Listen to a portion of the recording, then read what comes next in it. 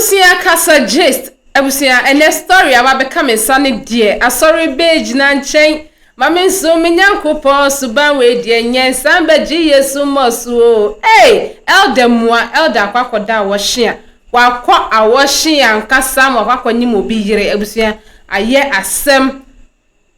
Ni abubo ba no ebusia untumi nso ano. Yenko ne nkonkotie mu nsem. Yenko do asem ne mu nsuko. Ne ye ba ne aka echi bia no me de aba bedan ho. Yenko ne nkonkotie ansa ne be kɔ no. Ema refi like video no na share na subscribe FM me. Yenko ne nkonko share video no emba.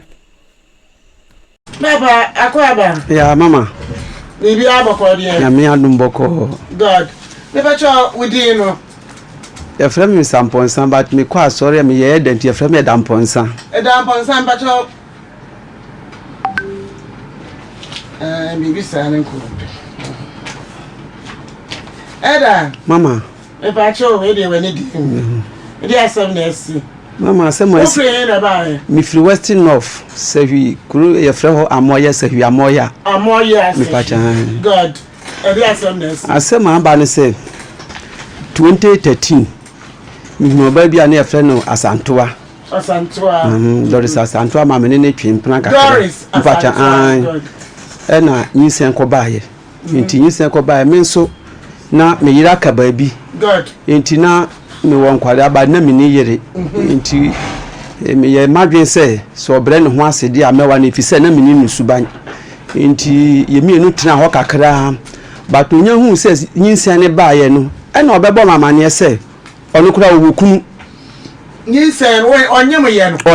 no ana wo mo wa ba na obo mama ne se owokunu na ni kunu efiri nyinahini na mse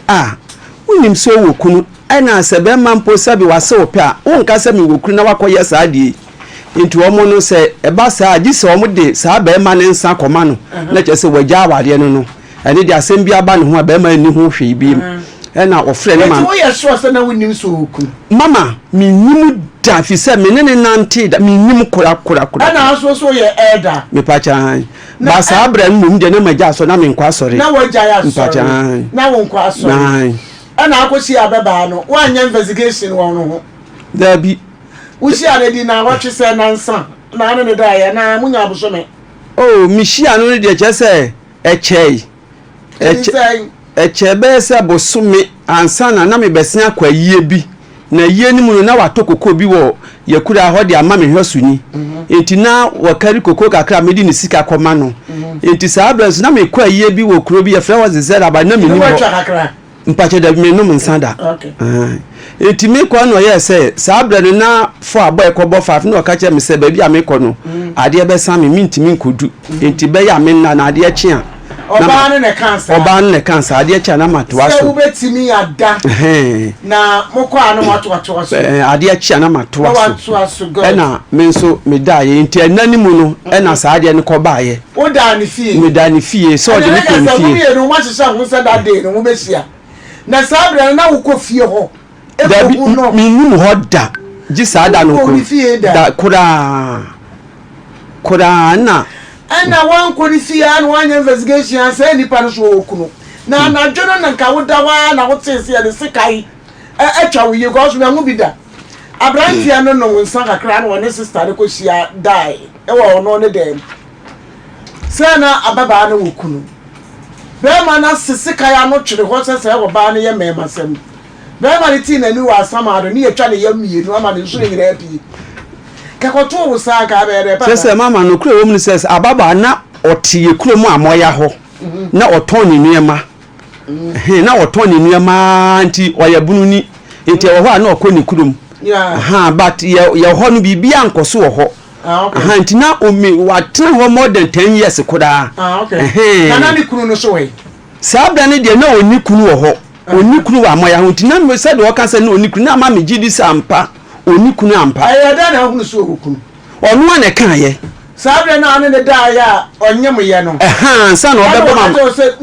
owokunu na nkunu firi nyinahini na sabre na onyem bosome nse na watwe se bosome ni ensa na anan na wanyem ye nche ina ode sa asem ne tu manim na wo ye dan eti o ka kire me se omo no se koba sa yi se omo de be ma ne nsa koma no eti ofre ne maame ba ko oye ne maame o se ne maame nua oba pan bi na oba ye na ono so beto aseye no kwintu omo de be ma ne nsa be kwa koma ne to omo koto nsa no manim na omo de koye na omo baye na chese wodi be ma ne nsa koma de na asem bia ni hobi eti ho na ma mi hu se oba na nka no kura nkyere mi se no wakwa akoja aware yo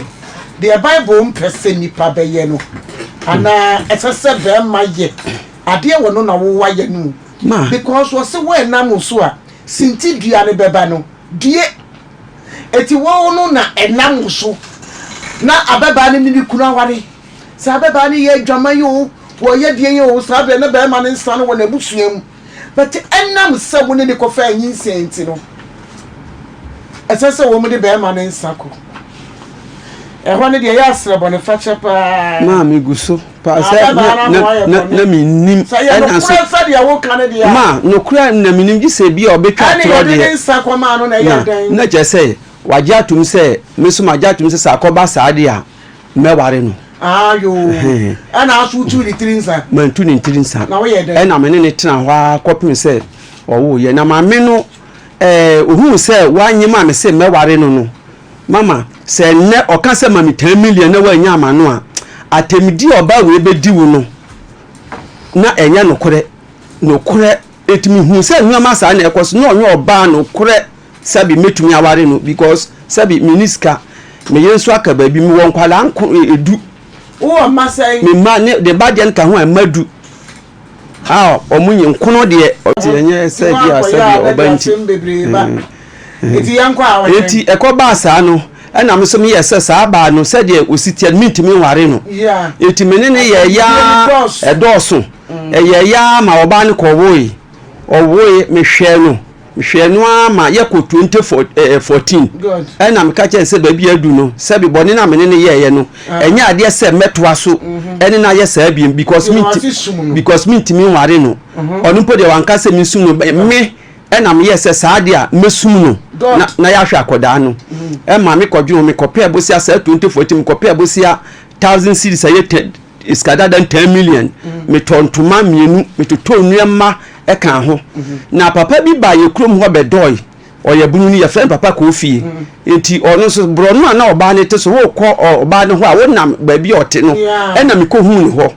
enti mi hu no se na aponsan de na ye mi hu hanam so me ne oba ya sister Doris na ewo ho enti me pese mpo na ka me ware no na ye ya ma oba ne nya de a metumi aware nti wawo enti mesi ni fom wo so woni onipa me nim wo ha enti boa me na adansi enti na yenkoye bibia na no pa no yekwa na edi kotu no ni wo so wate na busuafo ni ba bi ote no o ba bi foforo enti yenya hoboa na yebekọ ho nam so ma ye ready na papa ni dware yo no so pe papa ba ko kan ho na yesiesie ye ho ye wie ya me ko papa ni ho no maame ni ho no maame no se me nware no na meja no de on me on fa me ko na busuafo ma ko si ni fom da na fi fom sie ni so on ma ne ho kwan se me si ni fom gisa me ware no na me so me katie ni pen sei wo so onye oba sabe me metimi aware o enti sabe mpra na me no betwe ye se me si ufo na sa wo ma ho kwanya ene de me so me ko mba bi na aje akwara no wo fie sei se akwara no wo fie du mienu ana me pacho ubo na konhoma akwara no wo hye no mama ho na asem no wo no enti mama nyabotre enti tamwa o ma mi sini fo ma o ma ma sini fo nuama ntoma am toto e ndem de nyina ma no waje oje nuama no na am diskato so na ma but na enye sika nka esa me de to so se me sini fo no na am dem ko ye men so sa be na me ni yire me yira ka ba bi enkwada nketo aka mo me ba keto ankwa na o mfie miensa mi ko di pa na ye yi eti me ware eti me oti se ma ware pe no sha ase de me ko court sa me de ne ka me so me ne ka otwa aka mituai efiri o yese aka 21 million ana uchiai mituai se me pese me ye free na me de me ho mituai e wo court na receipt mpacho me receipt eti efiri ho no mu twa aka se akwada no bosumi bia me man 1.5 okay mituai ya kodu 2016 mama afedie na me ho kire me minyeska kra nhwe me manfise etoda na me kwa miniska na makoje bosia ya wonso woje bosia woje tumi de besi ho afede na e ka be damanim eti 2016 na oba ne yese ba bi ade na du no minsi ni fom na misi ni fom a obeja bibia ena o kan se skase no nya yese o se osia wono kan se sky no taze aha minsi ni fom taze 500 na ya dance ni wo ho mama o de me kan ba dey so wadru ho no nya se etwa mu no wo be kire me no so o kan fom no o ka kire wo yi dance ami yi dance ye ena ye kotue skana bre na anka ese me kotua sa yi 50 million no na me yare eti mo fa se ba ko ena me di skane ma no ena ono de ko ye na om kotua skane nyina ena oba je fi ho no yankoko to biem eti yankoko to biem no mama wo send oba ni ska o se me send me o ma mi ska wo send ni ska o se o ma mi ska sa ma fe de na ese aye na ju se me hwa kwada no ofre mi atemdie last year mi twa tietia wa atemdie enti na chese mi si ni fam wie ne yankoko to biem enti e wo ho na enam so oba no send this kama no o se wo man this kanti mi jae enti last year 2024 ena ofre mi station bi wa kwaba e wo brekum ena ye koye na minim so ofra na minim se skanti mi discam 10 million ema obi so on send ma no ena me de ma no send adanse enti nipa no wo ho akire na ya ye koye ye koye na omofra mi na obi sa ma se na mcheche mi nsem nyina ena o se ska se na wona mse papa ska ya wo mbotom ye 10 million biem ena o se fama no ena me de ma no ena me koye enti efiri ho no me mfra ni biem ena obai frɛ me anu achi ofrɛ me di matem wo phone so a nokore me yedin ena me tena se hu se asem we akola we mabɔ ho ka ekɔ 40,000 million 400 million 4,000 40,000 40,000 mama me sorry mabre enti maboka ena mama ntina me kan no enya nokore afi etwa mu kura mpo me wadanse me man 20 million nana me hwa akola ne sen ana be ma na oba ayo oba eska matua nso me wo bi hu receipt na de mu de wo sande de obeka se ma ya prio ose anya nokore enti mu nso nokore nyame anim yetie mu pa japa special mama yetie mu ne nokore amudidi asem enti na ese me de masem be dan mu na ekwanya befa so a menya me ba no na ne haw ne atemdie ne eka bebrebe no na manya maso wiahwe me man enu nti na me de baaye okay onshafo aha ya japa aha ya nukure fie de bia me kasa wo ye be ma wo fie wo wa sori wo ye busua panyini wo ye wohene na wan ka nukure a ya na wani mo nyam no epepa wani mo nyam wani pa ni mo epepa ti wo wiase a nukure eye ba ko Baba ye pacho ye ni fie na wo kasa na wani bie mu ada ti yesre yan ya hanmo no sabi yanso ye wo abusua wo ma wo e wo kunu wo nuama ya ni wo mutie o ti me metena hanmo ma wo bi mfiri ni fie ma emedi sabi akohie emedi tro ti ni yesre mu se wo ye panyini bia no a ma no kro enya wo kandifo Ay, Odeshi. Kaish. Asem we die. Elder moi. Ay. Elder onu be tun nkofo for say. Edwamambo enye no. Ene de elder.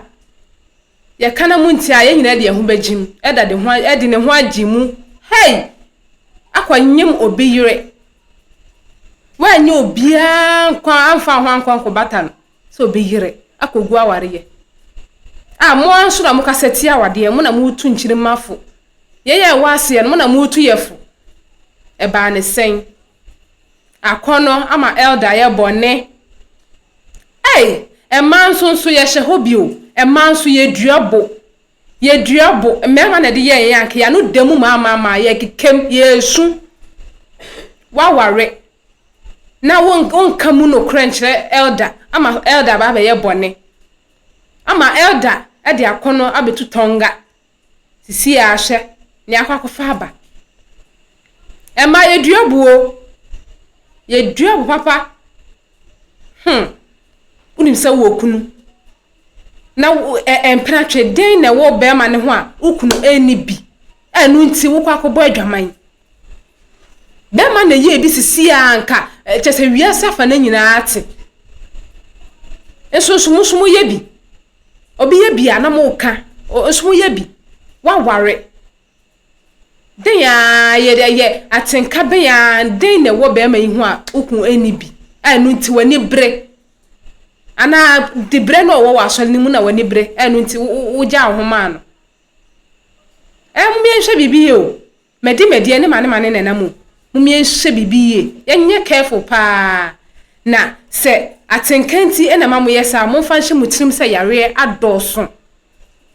ena sisi ano yenkwa na ekura yesa ano ha udidi agro bi beje wo nkwa afunsem obi de wo beje sika timumie hye yenhye kwa ya fa so a yetutu ya brabo no yenhye ni ye pa na emoa yen abusia fa wafutuo na fatu hofu mede bia se ne ameka no yese a word to the wise is enough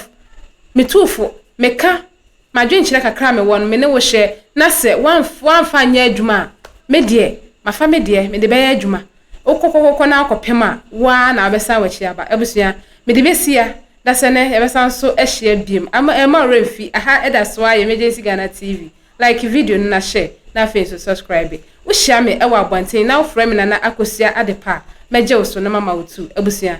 da se ne yebesa so ehye biem makram.